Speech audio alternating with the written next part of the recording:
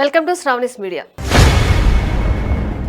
AP రాజకీయాల్లో ఉప్పు నిప్పులా తలపడే తెలుగుదేశం, జనసేన, వైసీపీలు కేంద్రంలోని నరేంద్ర మోదీ ప్రభుత్వానికి జై కొట్టడంలో ఐక్యతా రాగాన్ని వినిపిస్తున్నాయి.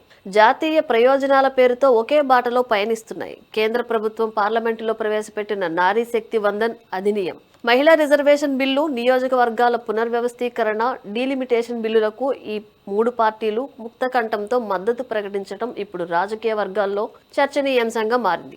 మహిళా రిజర్వేషన్లను 2029 నుంచే అమలు చేయాలన్న మోదీ ప్రభుత్వ సంకల్పానికి ఏపీలోని అధికార కూటమితో పాటు ప్రతిపక్ష వైసీపీ కూడా సానుకూలంగా ఉంది. దక్షిణాది రాష్ట్రాలకు సీట్ల పెంపులో అన్యాయం జరుగుతుందన్న విపక్ష ఇండియా కూటమి ఆందోళనల వేళ ఏపీ పార్టీలు కేంద్రం ఇస్తున్న హామీలపై నమ్మకం వ్యక్తం చేస్తున్నాయి.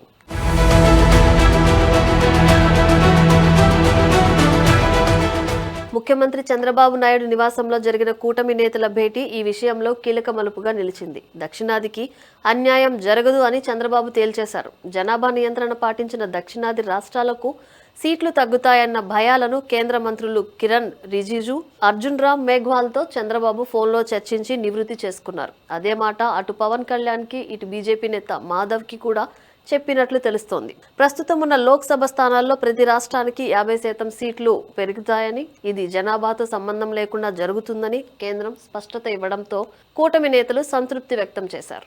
రాష్ట్రంలో అధికార కూటమితో రాజకీయంగా విభేదిస్తున్నప్పటికీ కేంద్రం తెచ్చిన ఈ కీలక బిల్లుల విషయంలో వైసీపీ కూడా సానుకూల వైఖరిని ప్రదర్శిస్తోంది. వైసీపీ అధినేత వైఎస్ జగన్మోహన్ రెడ్డి ఇప్పటికే సోషల్ మీడియా వేదికగా మహిళా రిజర్వేషన్ బిల్లును స్వాగతించారు. మహిళా రిజర్వేషన్లు 2029 నుంచే అమల్లోకి రావాలన్న కేంద్ర నిర్ణయాన్ని ఆయన సమర్థించారు. రాజకీయాల్లో మహిళా ప్రాతినిధ్యం పెరగడం ప్రజాస్వామ్యానికి శుభసూచకమని ఆయన పేర్కొన్నారు.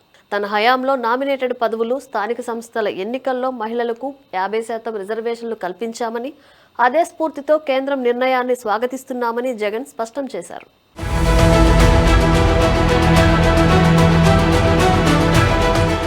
నియోజకవర్గాల పునర్విభజన, డీలిమిటేషన్ విషయంలో వైసీపీ ఎంపీలు లోక్సభలో తమ గళం వినిపిస్తారు. దక్షిణాదికి భరోసా ఇవ్వాలని కోరనున్నారు. జనాభా నియంత్రణలో ముందున్న ఆంధ్రప్రదేశ్ వంటి రాష్ట్రాలకు లోక్సభ స్థానాల సంఖ్యలో ఎలాంటి అన్యాయం జరగకూడదని వైసీపీ ఎంపీలు డిమాండ్ చేస్తున్నారు. కూటమి నేతల మాదిరిగానే వైసీపీ పార్లమెంటరీ పార్టీ నేతలు కూడా కేంద్ర హోంమంత్రి అమిత్ షా, న్యాయశాఖ మంత్రులతో టచ్లో ఉన్నట్లు తెలుస్తోంది.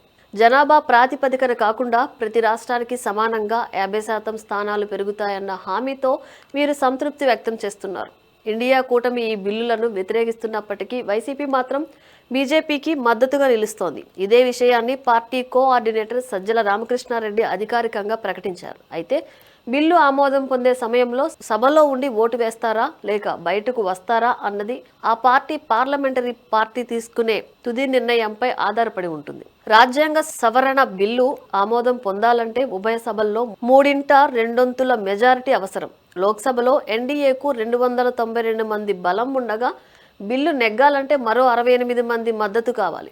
రాజ్యసభలో 24 మంది సభ్యుల అదనపు మద్దతు అవసరం.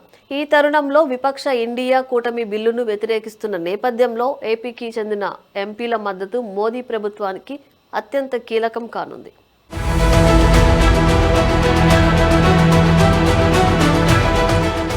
ఉత్తరాది రాష్ట్రాల రాజకీయ అధికారం పెరిగిపోతుందని విపక్షాలు చేస్తున్న ఆరోపణలను ఏపీ పార్టీలు కొట్టిపారేస్తున్నాయి.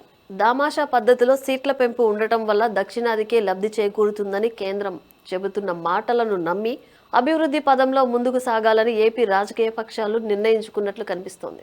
విపక్షాలు, కాంగ్రెస్ నేతృత్వంలోని ఇండియా కూటమి చేస్తున్న దక్షిణాదికి అన్యాయం అనే ఆరోపణలను ఏపీలోని అన్ని పార్టీలు ఏకతాటిపై నిలబడి తిప్పికొడుతుండటం గమనార్హం.